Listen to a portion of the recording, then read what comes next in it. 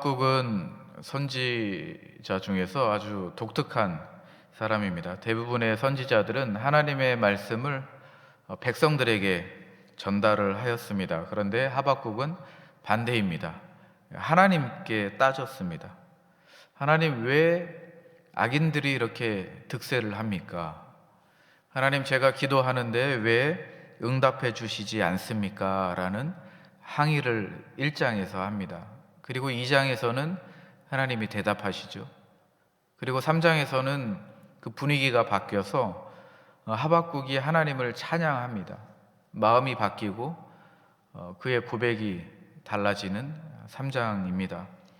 왜 이렇게 변할 수 있었을까요? 1장에서는 항의를 하는데 3장에서는 찬양을 합니다. 오늘 말씀을 보면서 하박국의 그 여정을 우리가 본문을 통해서 살펴보려고 합니다. 1절 말씀에 보면 시기온옷에 맞춘 노래이다, 이렇게 시기온옷이라는 표현이 있습니다. 흥분되고 황홀한 시라는 겁니다. 그리고 19절 마지막 절 보면 지휘하는 사람을 위하여 내 수금에 맞춘 것이다, 이렇게 이야기하고 있습니다. 하박국의 기도는 예배 가운데 함께 부르는 찬양이었다라는 것입니다. 개인의 일기가 아니고, 개인이 혼자 기도하는 것이 아니고, 공동체 가운데 예배하고 찬양을 한 바로 그 노래라는 것입니다. 특별히 이제 3장에서는 그렇다는 거죠. 2절 말씀을 보시면요, 여호와여, 내가 주께 대한 소문을 듣고 놀랐나이다. 여호와여, 주는 주의 일을 수년 내에 부응하게 하옵소서. 진노 중에라도 긍휼을 잊지 마옵소서. 진노 중에라도 긍휼을 잊지 마옵소서라는 이 표현을 보면 두 가지가 동시에 들어 있습니다. 첫 번째는 진노, 그러니까 심판에 대한 두려움이 있다라는 거고요. 두 번째로는 긍휼입니다. 긍휼에 대한 신뢰가 있다라는 것입니다. 하박국은 잘 알고 있었습니다. 하나님께서 바벨론을 통해서 유다를 심판할 거라는 것을 알고 있었습니다. 그리고 예루살렘이 함락될 것이다, 멸망될 것이다 라는 것을 알고 있었습니다. 그러니까 진노 가운데 하나님의 긍휼을 향한 신뢰가 있었던 거죠. 두려움이 있었어요. 공포가 있었습니다. 그러나 하나님을 외면하지 않고 도망가지 않고 오히려 하나님의 긍휼에 대한 신뢰를 가지고 하나님 앞에 나아갔던 사람이 하박국입니다. 2절 말씀에 그렇게 시작을 하는 거죠. 여러분, 우리도 마찬가지입니다. 하나님 앞에 나아가는 데 있어서 완벽한 감정으로 나아가는 것은 드뭅니다. 우리 안에 두려움도 있고 공포도 있고 염려도 있죠.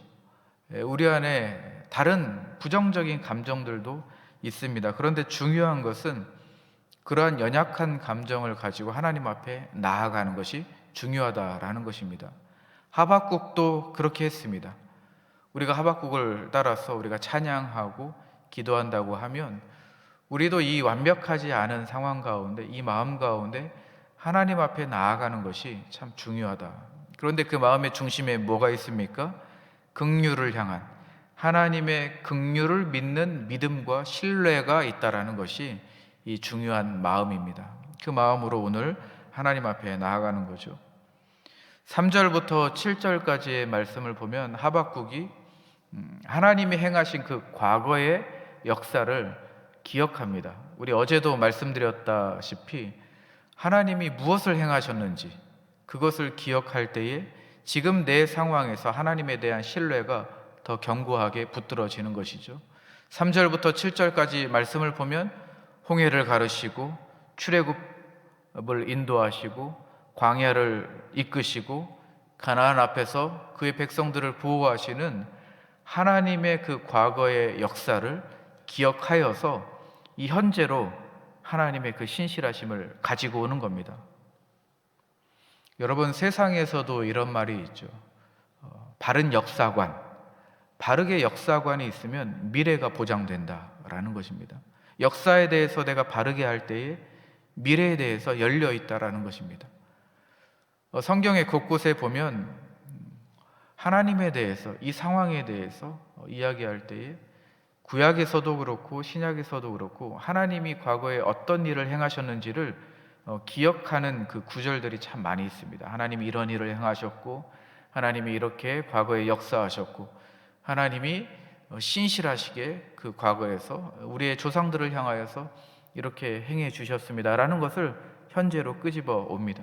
그리고 미래의 소망을 하나님께 두는 그런 구절들이 참 많이 있습니다. 베드로가 설교할 때도 그랬고 스데반이 설교할 때도 그랬습니다. 과거의 시편에 이야기하는 시인들도 그렇게 하나님의 과거의 역사에 대해서 이야기하고 있습니다. 3절에서 7절 말씀도 마찬가지입니다.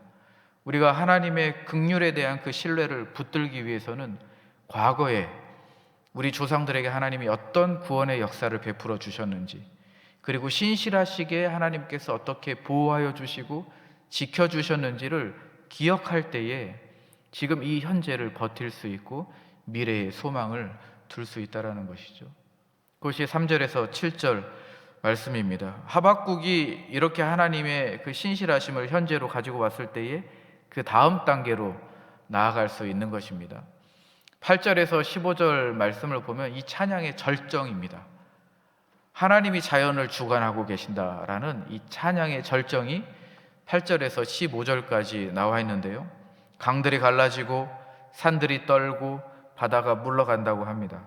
하나님의 그 말씀 하나로 자연이 다스려진다라는 것을 이야기하고 있습니다. 홍해가 갈라졌던 것이죠.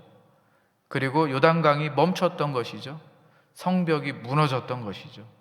하나님의 역사와 주관 가운데 하나님의 말씀 하나로 이 모든 것들이 그렇게 하나님의 역사 가운데 이루어졌다라는 것을 지금 절정으로 찬양하고 있습니다. 특별히 13절을 한번 보시면요, 13절 말씀입니다.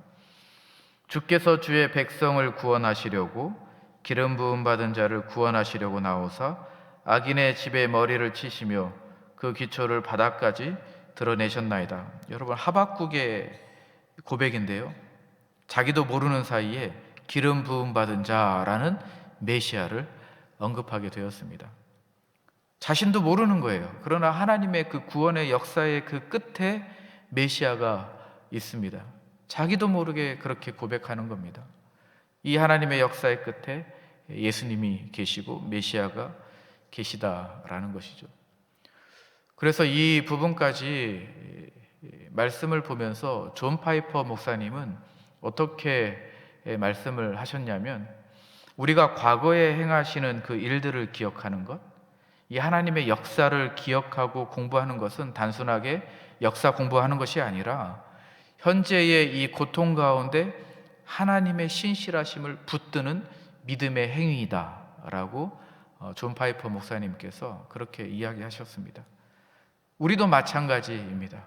우리가 현재의 아픔 가운데, 고난 가운데, 힘듦 가운데 우리가 우리의 인생을 살아가는 데 있어서 우리가 신실하게 하나님께 소망을 두기 위해서는 과거에, 우리 이전에 하나님께서 우리의 가정을, 나를 어떻게 구원하시고 이끌어 오시고 보호하시고, 앞에 홍해가 있었을 때 하나님께서 어떻게 갈라주시고, 요단강을 어떻게 건너게 하시고, 가나안 땅에 들어갔을 때 어떻게 이 적들을 대적하는 그 영적 싸움에서 하나님이 어떻게 말씀 하나로 무너뜨려 주셨는지를 우리가 기억할 때에 우리가 이 상황을 견딜 수 있고 믿음으로 붙들 수 있고 미래에 우리가 소망을 둘 수 있다라는 것이죠.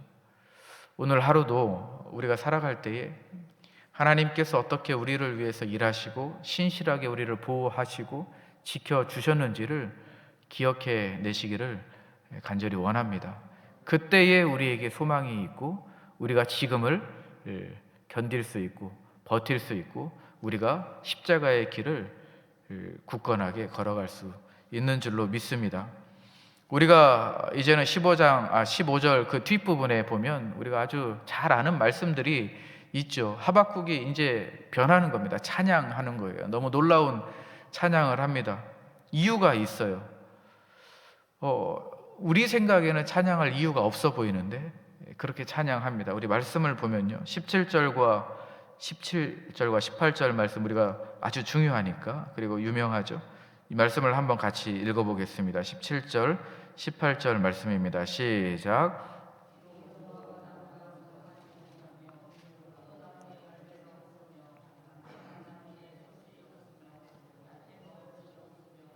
우리의 양이 없으며 외양간에 소가 없을지라도 나는 여호와로 말미암아 기뻐하며 나의 구원의 하나님으로 말미암아 즐거워하리로다.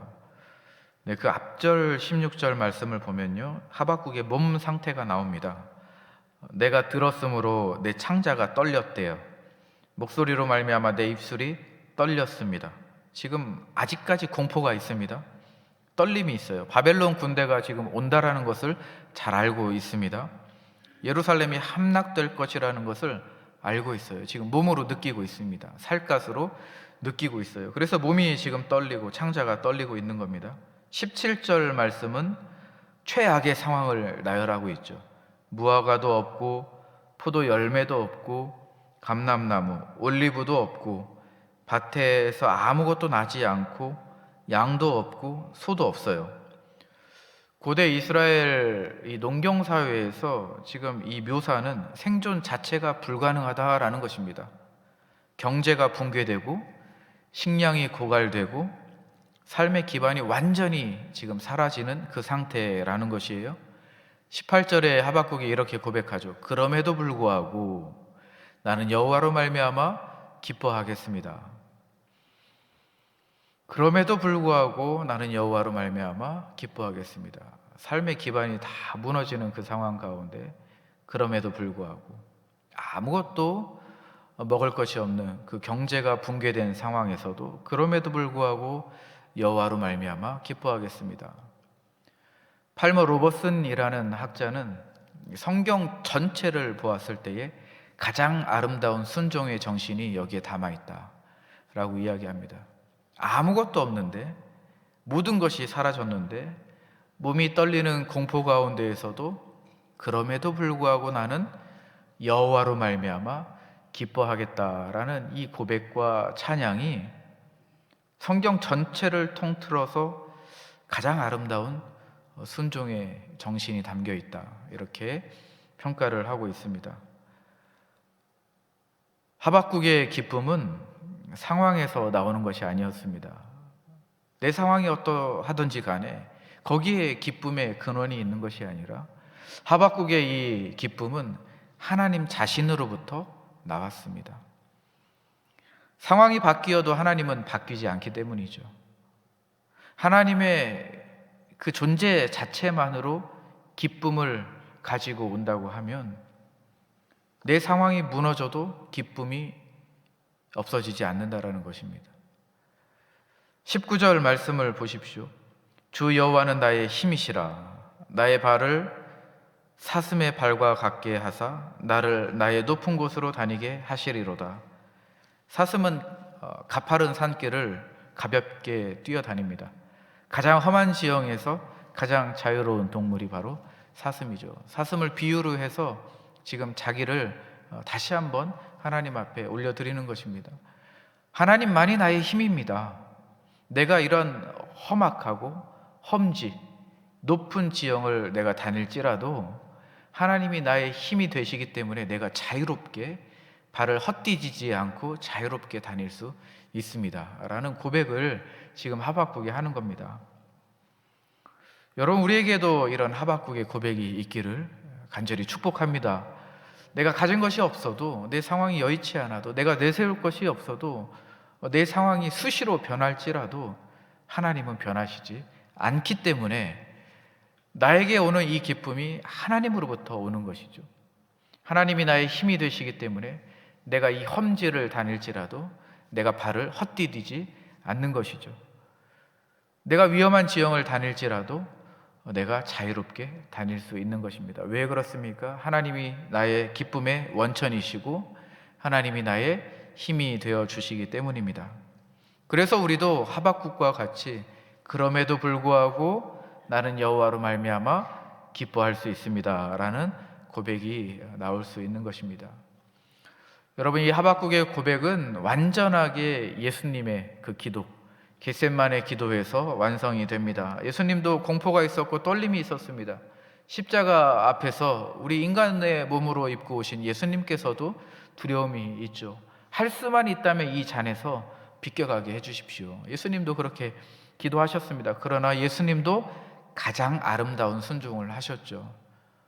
피하지 않으셨고 도망치지 않으셨고 그대로 그 십자가의 그 고통과 죽음을 감내하셨습니다. 하박국의 그 기도가 더 아름다운 그 예수님의 기도로 승화되었고 완성된 것이죠. 예수님께서 그렇게 하셨기 때문에 우리도 하박국의 기도를 따라서 갈 수 있는 것입니다. 우리의 의지나 결단이 아니라 하박국의 그 기도가 예수님 안에서, 십자가 안에서 완성되었기 때문에 예수님 안에서 우리도 하박국의 그 기도, 그럼에도 불구하고 여호와로 말미암아 내가 기뻐할 수 있습니다.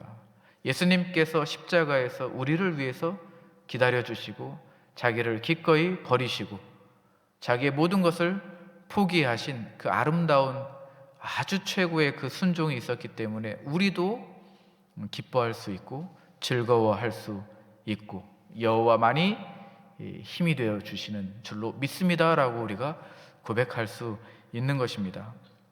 오늘 본문을 보면서 조금 다른 각도에서 우리가 적용해 볼 수도 있습니다.